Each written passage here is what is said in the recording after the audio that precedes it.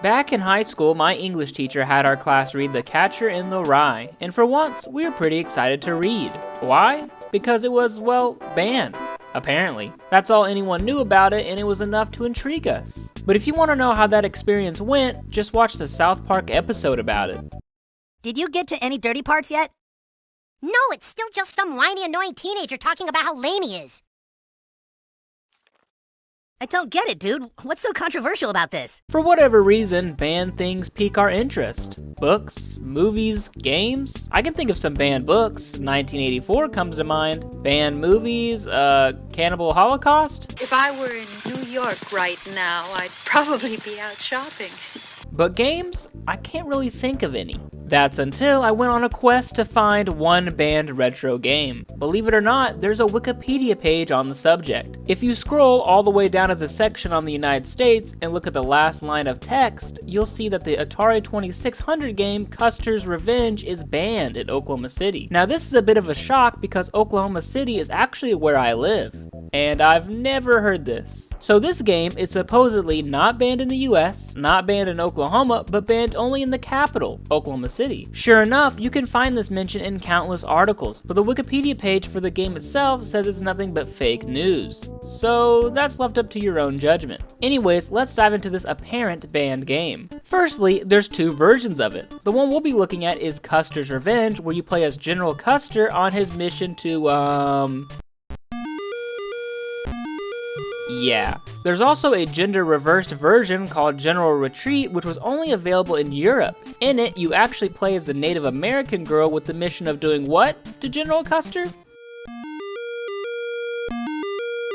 Oh my god! Oh jeez, oh my god! Oh jeez, somebody help! Okay, let's get on with the game. In Custer's Revenge, there are actually 4 different ways to play. Number 1, the standard game. That's what we'll be looking at. Number 2, the standard game, but now you can play with a friend. Yeah, as if anyone would actually play this with you.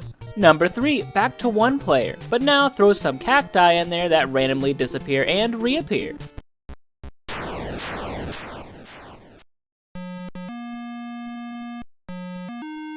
Number 4, the same as number 3, but back to 2 player.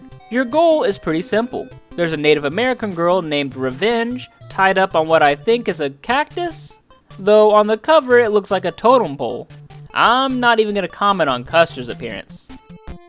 He looks terrible. As stated, your goal is to get to the girl, but in your way are arrows you have to dodge. Now these arrows only fall halfway down the screen, and it seems like they're in the background anyways. Honestly, most of the time it doesn't make too much sense on when they kill you or not. You'll openly be in the trajectory of an arrow and live, or it might barely touch your hat killing you. The manual goes into a little bit more detail on your death. When Custer gets hit by an arrow, lightning and thunder strike. Thunder strike? I didn't know thunder could strike. Speaking of the manual, there's some pretty strange lines, such as if the kids catch you and should ask, tell them Custer and the maiden are just dancing. That will work. We at Mystique Trademark feel that it's time for video games and their adult players to come out of the closet, away from the kids. Yeah, anyone who unironically plays this game should be kept away from kids, and deal with adult fantasies. After all, grown-ups have been known to be imaginative and competitive, as well as have fantasies.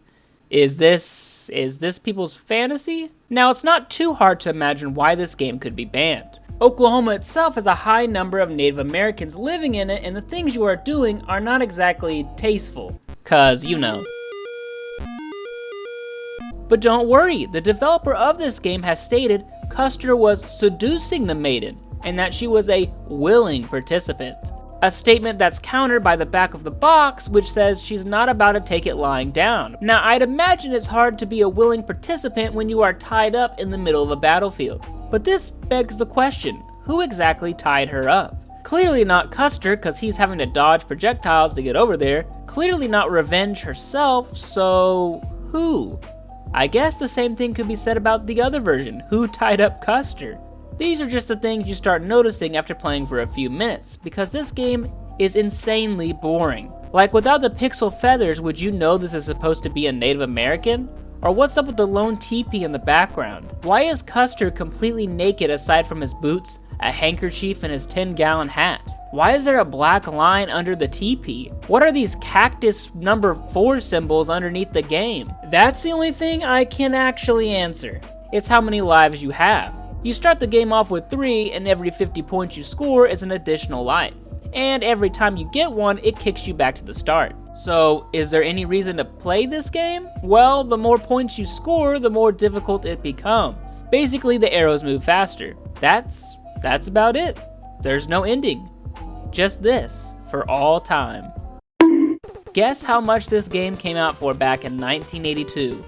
$49.95. Now, if that was the price today, that would be insane for such little content. But adjusted for inflation, that's over $140. Today, a copy will run you between $300 and $350 for an open box, and for a sealed copy, you're looking at $800.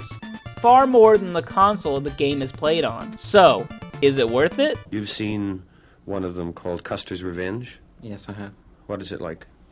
It's, the graphics aren't bad.